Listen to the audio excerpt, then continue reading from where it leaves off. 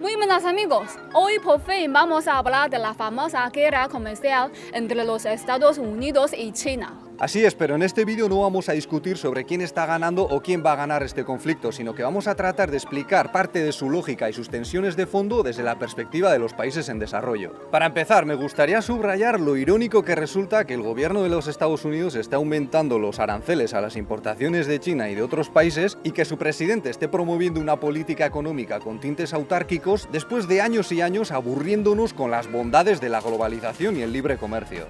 Para mí es como si hace unas décadas el gobierno de los Estados Unidos nos hubiese convencido a todos de jugar una gran partida al Monopoly sabiendo que tenía todas las opciones de ganar. Pero ahora que ve que tiene un nuevo contrincante que le podría ganar a medio o largo plazo, dice que el juego está amañado y amenaza con abandonar la partida y llevarse el tablero a casa. Seguramente habréis escuchado o leído que China tiene la culpa porque no trata bien a las empresas extranjeras que producen en su territorio y les roba su tecnología.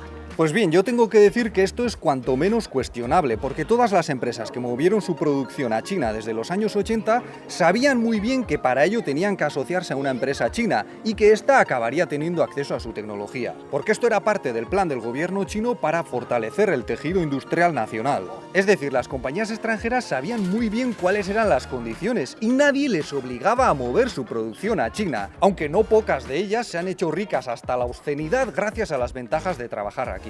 También os dirán que China hace trampas porque su gobierno apoya y da ventajas a las empresas chinas y eso va en contra de las reglas del libre mercado. Pero este es otro argumento que a mí personalmente no me convence demasiado, porque no hay país en el mundo cuyo gobierno no intervenga de una manera u otra en la economía para proteger los llamados intereses nacionales. Y el gobierno de los Estados Unidos no está precisamente libre de este pecado, pues ha salvado a empresas que eran demasiado grandes para quebrar, como la propia General Motors, que fue rescatada durante la administración de Obama y acabó convirtiéndose prácticamente en una empresa pública. Es más, si analizamos el modo en que se desarrollaron las grandes potencias occidentales, descubrimos que el Estado tuvo un papel fundamental. Y un ejemplo muy claro de esto fue el colonialismo, donde ejércitos nacionales, alimentados por el esfuerzo de todo el país, lucharon por los intereses de empresas y compañías privadas, que se hicieron de oro explotando los recursos de territorios sometidos a la fuerza y a los que se negaría prácticamente la opción del desarrollo industrial. En el caso de los Estados Unidos, su auge como potencia tiene fuertes conexiones con las guerras del opio en China, de las que os hablamos en otro vídeo. Así es, seguro que a muchos os suena el presidente Roosevelt, ¿verdad? Uno de los mejor valorados de la historia de los Estados Unidos.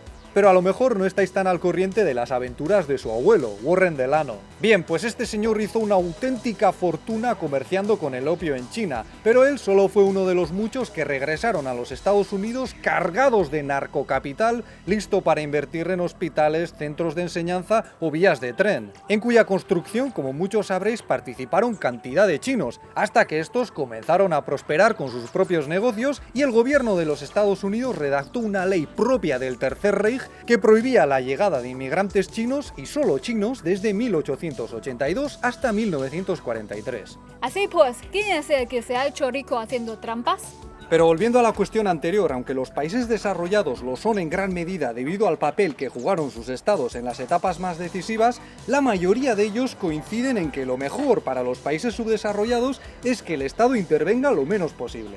Es decir, es como si los países ricos estuviesen ganando esta gran partida del Monopoly gracias a una táctica que funciona muy bien, pero prohibiesen al resto de jugadores utilizarla, amenazando con expulsarlos del juego de las inversiones si no obedecen. Sin embargo, China ha hecho una jugada que funciona muy bien. Eso es, combinando economía planificada con un Estado al mando de los sectores clave y economía de mercado, propiciando un ambiente favorable para la creación de pequeñas y medianas empresas. De ese modo está venciendo la lucha contra la pobreza y se está convirtiendo en un modelo para cada vez más países en desarrollo.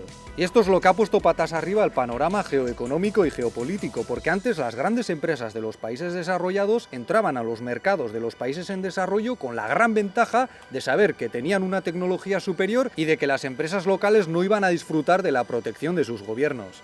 Pero ahora esto ha cambiado y por primera vez en mucho tiempo un país no aliado de los Estados Unidos no solo ha conseguido salir de la mediocridad económica, sino que además les está haciendo competencia en cada vez más sectores.